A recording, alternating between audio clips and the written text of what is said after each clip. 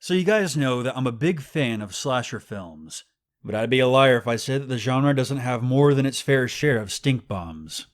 Slasher films have an incredibly simple formula to follow, but if it's not executed correctly, well, holy shit, let's see that again. Oh my god, they actually put that in a film. Now, I want you to keep something in mind. I'm a guy who actually defended the live-action Resident Evil movies on this channel before, so I'm someone who subscribes to the so bad that it's good philosophy. But with those types of movies, there's at least either good production or some decent writing that can make cheesy movies enjoyable to an extent. However, these films are just god-awful from front to back, and trust me when I say, they aren't worth your time. Low-budget films can be really entertaining, but bad scripts, poor directing, and a cast of no-name actors who couldn't act their way out of a paper bag hardly ever yields something worth watching. These movies are in no particular order. I'll sum up my overall thoughts like I always do, but just because a film is at number 1 does not mean it's any worse than the previous entries. So without any further ado, here are 5 slasher films that you should not watch. Number 5. Shredder. Shredder is an American slasher film released in 2003 and was directed by Greg Hewson. And I can already hear the comments right now, and the answer is no, this film has nothing to do with Teenage Mutant Ninja Turtles, but it would probably be a better movie if it was. A group of college kids are on their way to an abandoned ski resort on Mount Rocky Summit for a weekend getaway. They stop at a gas station to refuel, and they bump into this completely random stranger named Christoph. In my country, men and women share the toilet. And invite him to come join them on the mountain. Remember kids, stranger danger does not count if the guy is a really attractive European with a sexy accent. Anyways, they get to the mountain and there's some crazed skier psychopath dressed in black who starts picking the group off one by one. Now the premise behind this film would have actually worked very well. This is precisely the kind of setting that slasher films thrive in. However, this film just misses the mark on almost every level. The editing is all over the place, the pacing is shit, and the acting. The fucking acting. Hello, hot babe talking to you. Don't let that affect you, dude. You are gonna kick Chad's ass in slow motion, like a John Woo movie with the doves in the church and the 2 guns and all the blood. The window! Ooh, scary. God. There was someone there, seriously. Is it a killer ghost of a little girl? Oh, good God. And also, one thing you have to get right for a good slasher film is decent kill scenes. And, well, that's not going to cut it. No pun intended. Shredder just does not have any kind of appeal for me, and I say that as a hardcore slasher fan. I think the setting and the overall story for this movie could have worked, but it just fell into the wrong hands. But if you're going to watch it, make sure you have a good supply of alcohol with you because We have a serious flaw in your social planning here. There is an immediate beer run required to ensure the survival of our species. you're going to need it. Number 4. Lover's Lane. Not to be confused with the 2005 porno movie of the same name. Lover's Lane was directed by John Stephen Ward and was released in the winter of 1999. This movie starts out on Valentine's Day. A young couple are sucking face on Lover's Lane when a pair of headlights appear behind them. They ignore the lights and continue with their, what do you kids call it nowadays? Coffee? Well, they eventually get cock-blocked by a hook-wielding maniac, and the couple run for their lives. They get to the car that showed up behind them, only to discover another couple inside, brutally murdered. Later on, Sheriff Tom Anderson and his daughter, because apparently this was also Bring Your Daughter to Work Day, arrives on scene and finds out that one of the couple who were found dead is his wife, Harriet. That's sad. They arrest a man who was hiding in the bushes named Ray Hennessy, who they believed carried out these murders. 13 years later, Ray breaks out of the mental asylum after taking back his hook that his own doctor kept on his desk for some reason. I don't know. I don't have a medical degree. Anyways, by happenstance, on the same night, a group of high school students make their way to Lover's Lane. Among the group are Mandy and Michael, who are the children of the cheating couple who were found 13 years prior. And to clarify, they aren't brother and sister. Their parents were just banging each other, if that makes sense. Did I really just write that in the script? Screw it, I'm just going to go with it. The group are completely unaware that a psychopath has escaped from the local institution and is now out for revenge. Now, I've heavily condensed this movie's plot for the sake of this countdown, but trust me when I say there is a bunch of drama-related bullshit that really does bring this movie down. There's a plot twist in the film that I saw coming from a mile away. I'm not going to spoil it in case anyone actually wants to watch this shit show. I'll just say that it's pretty predictable. And I was actually surprised to see that Anna Faris' pre-Scary Movie had a small role in this film. What this film essentially tried to do was rip off both Urban Legend and Scream, and just ended up falling flat on its face. But you know, this movie had one scene that made me laugh my ass off. Now keep in mind that the woman wearing the jacket is the high school principal. You might want to wait because I think Michael's getting laid right now. Hey! Oh!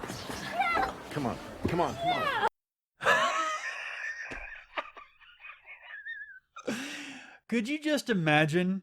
Principal slapped student after school hours, needs to be fired immediately. Oh, the times we live in, folks. But real talk, I honestly just showed you the only part worth watching in the film. Don't waste your time. Number 3. Bloody Murder. Bloody Murder was released in the summer of 2000 and was directed by Ralph Portillo. A group of young counselors arrive at Camp Placid Pines to prepare for the arrival of the summer campers. Some weird old guy gives a cryptic warning about something dangerous lurking in the nearby forest. There's a local urban legend around these parts, the legend of Trevor Morehouse, a sadistic serial killer who roams the forest, looking for victims to slaughter. He also castrates them and puts everything into a series of jars and places them on a shelf, and then stares at them and thinks about the screams of his victims before unzipping his pants.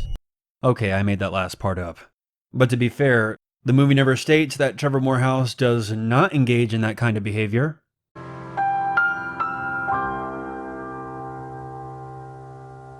The camp counselors begin to vanish one by one, but Julie, the final girl, isn't so sure that Trevor Morehouse is responsible, and begins to dig up events from the camp's past to find the answers. And I know what you're thinking, this movie totally ripped off Camp Blood. Now, I've definitely seen worse slasher films than this one, but I honestly cannot recommend this to anyone who isn't a die-hard slasher fan. It's a subpar film with zero originality. I know that slashers aren't exactly known for being unique, but this film wears its inspiration on its sleeve, to the point where it's even self-aware. Jason, just show yourself so we can get this over with. Of course, this is so obvious. We're at a sleepover camp. Naturally, the killer had to be Jason. The acting in this movie is actually okay for the most part. None of the performances are going to blow you away, but as far as low-budget schlock goes... US 23, the fateful road, the road to, the highway to destiny. Could be worse. Personally, this film is a guilty pleasure. I'm aware that I'm contradicting what I said at the beginning of this countdown, but I don't think that Bloody Murder is god-awful from front to back. I'm just saying you're better off popping in a Friday the 13th movie.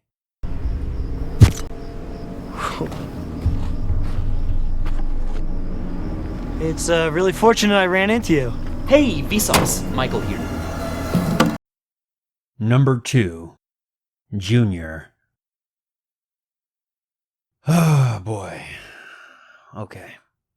Also known as Engine Trouble, Junior was directed by Mark Ix and was released in 2002. Rebecca and her girlfriend Sandra set out on a road trip to get away from the city for a while. They find themselves stranded with a smoky engine, shortly after filling up at a rural gas station. Sandra, feeling guilty, sets off on foot in search for help, while Rebecca decides to wait in the car. A mechanic who happens to work at the gas station runs into Rebecca and gets the car working again, but says that she should follow him back to the gas station for additional repairs. Rebecca becomes more worried about Sandra. She leaves the gas station again with her car working fine, and sets out to look for her girlfriend. After a short while, the car malfunctions again, leaving her stranded in the middle of nowhere. She is then terrorized by a deranged man wielding a sickle and wearing a mask to hide his deformed face. I don't even know what to say about this movie. I think someone lost a bet or something, or this was some kind of joke, because this movie is painfully bad. In addition to the horrible acting, the movie just drags on. And by the time the plot twist came, I was far beyond the point of remotely giving a shit. This is the type of movie that you would find in the horror section of a video rental store back in the day, before movie reviews on the internet could warn you not to waste your money. But I'm here to say, you can take a pass on this one. Number 1. Frightmare. Also known as Paranoid, Frightmare is an independent slasher film and was released in the year 2000. Not to be confused with another film called Paranoid that came out in the same year, or a 1974 film also called Frightmare. Already off to a good start. A group of high school seniors put on a haunted house attraction to raise money for their senior trip, but when 3 locals are murdered by a serial killer dubbed the Conscience Killer, the principal of the high school pulls the plug on the haunted house fundraiser. So I guess you'll just have to find another way to raise your money. Well, I guess you'll just have to kiss my ass.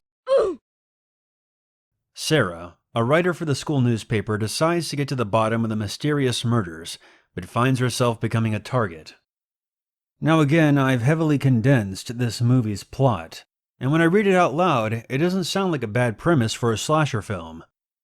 However, like with Lover's Lane, this film is bogged down by petty drama between the characters. They're constantly bickering with each other, and it gets really tiresome really quick. The poor acting in this movie, along with the shit quality of the film, certainly doesn't help matters. Something that I found to be extraordinarily bad about this film is its sound design. The music seems to be louder than the character dialogue, and when your soundtrack sounds like someone fell asleep on a keyboard, it really makes this movie a chore to sit through. What is it? Oh my god, it looks like weapons, clothes, bloody clothes. Another thing about this film that really grinds my gears is that most of the characters you see are supposed to be high school students. When you're looking into the face of death, you party harder than you ever have in your life. This will be great. We'll get DJ Manson to spin for us. We'll print up a couple of flyers, get a couple of kegs, charge $5 at the door. Shit, we got ourselves a rave. This guy is at least 30 years old. Frightmare is the definition of hot garbage. I can honestly say that there is nothing redeeming about this movie whatsoever. There is literally no tension or suspense to be found anywhere in this film, and that's the entire point of making a slasher. Well, that does it for this countdown. And if I know the internet like I do, telling people not to watch something is almost a guarantee that they will. So in a roundabout way, I kinda do want you to experience these films for yourself. Come to think of it, I'm kind of a horror movie villain in my own way. Instead of killing people, I ever so subtly suggest that they watch crappy movies. Just so I can say, I told you so. Of course, I'm just joking. Or am I? Anyways, if you're new to the channel, be sure to hit subscribe so you don't miss out on any future countdowns like this one. And be sure to check out another countdown I did a while back where I recommend some slasher movies that are actually worth watching. I'll leave a link for that at the end of the video. Also, I would like to hear some horror films that you personally enjoy. I'm always looking for a good horror flick to sink my teeth into. Until next time, I'm your Uncle Unit. And I'll be watching you, and you won't even know I'm there.